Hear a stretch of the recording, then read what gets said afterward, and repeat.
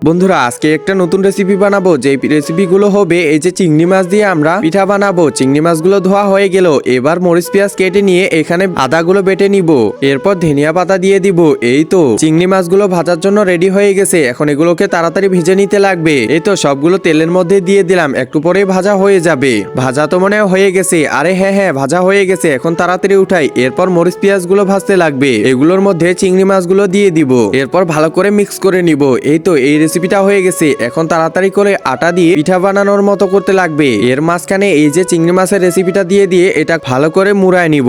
এই তো মুড়ানো হয়ে গেল। এবার এই যে নারকেলের মধ্যে ভালো করে মিক্স করে নিব। একজন মা কতটা আপন হয়ে থাকে, যার মানেই তাকে জিজ্ঞাসা করে দেখো। তো দেখা যাক বন্ধুরা, এই মায়ের জন্য কে ভিডিওটিতে লাইক এন্ড সাবস্ক্রাইব করে। আর যারা মাকে ভালোবাসো না তারা ভিডিওটি থেকে দূরে থাকো। এরপর এই যে পাতিলের মধ্যে সিদ্ধ হওয়ার জন্য রেখে দিব।